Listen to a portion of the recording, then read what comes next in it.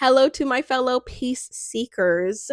This is my 6th week update as to what my life is looking like in terms of where I am at with manifesting everything I want to manifest. 6 weeks ago, I told myself, okay, I'm going to give a year to myself to see how I'm going to throw my desires out into the world and see where they kind of go.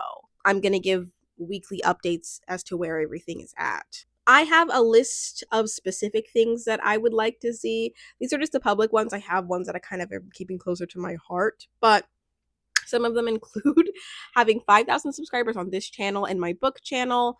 I also have a third channel, but I don't really care to see that much growth on it, to be honest. So that's why just 5,000 on this and my other channel. And then another is like I want to move into a more modern apartment. I have gone back and forth on that.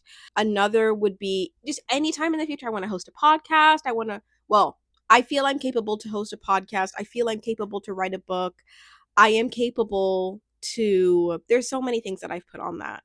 I feel I'm capable to do the things that I have written down on my dream list. So we're kind of just updating to see what the heck. Oh my God, I have kind of a big update about that actually.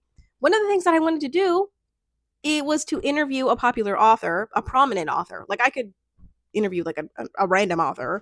I read this book in college that really changed my life a little bit and my perspective and really helped me identify with parts of my identity that I just had not come to terms with, had not been exposed to, not come to terms with, not been exposed to. And this book was called What White Parents Should Know About Transracial Adoptees. I am a transracial adoptee. I have white parents. And previous to reading that book, there had been thoughts in my head about what I'd been feeling about my experience, but I'd never seen them written down on paper. I held that book close to my heart, wrote a research paper on it, actually. That was like my big research paper that I ended off college with. It was like 20 pages. And a week ago, or a couple days ago, just saw the author pop up on my TikTok page and commented on the author's TikTok and was like, "Hey, my name is blah blah blah. This is my story. Your book helped me so much. Would you be open to an interview?" They commented back and gave me their email. What the hell? Like that's so cool. That's so cool. Sometimes it's really hard like to put my desires out there and to like come back week after week and to be like, "Hey, so I want this to happen, but and there's no movement." But then like sometimes when you do establish like, no, I'm capable to do this, that thing just potentially shows up. So honestly, I'm not quite ready to send that person an email. But the fact that it could be possible is so nice. And the fact that I had the courage to just be like, "Hey, I'd like to really, but I have 300 subscribers on my book channel, but still." And they were like, "Totally, I'd love to." That's amazing. Anyway. So that's kind of a big update. I do some channel statistics as to where my channels are looking at because I want 5,000 subscribers for each. Unfortunately, I did have a little bit of a drawback. This is where I'm currently at. So for this channel, I have 713 subscribers. My book channel has grown to 374 subscribers. And then for my main channel, I have 1,380 still.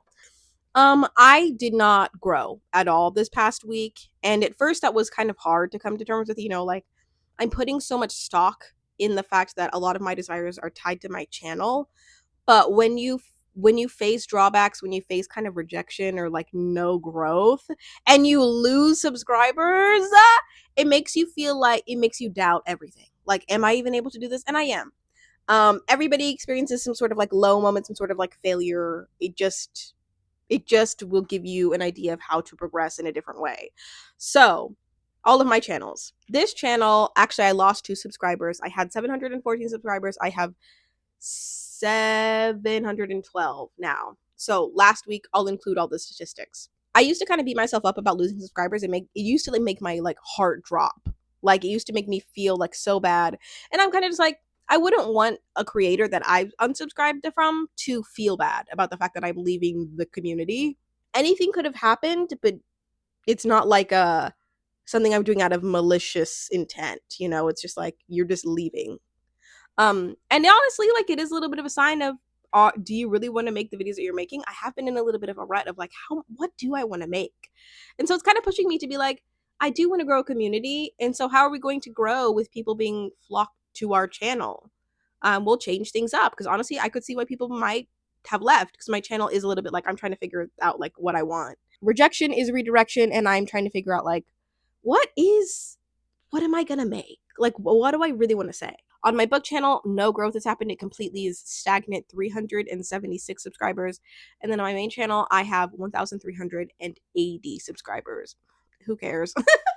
I literally, sometimes that's how I feel about my main channel. It's just like, I throw out things I like there. Sometimes people like it, sometimes people don't, and it doesn't affect me in a lot of ways. The thing that like really was a big lesson this week, instead of like doing like little lessons, is I was gonna watch this YouTube video that was talking about how when you have doubt in your manifestations, about how your manifestation, when you doubt it, it's just your lack of self-trust.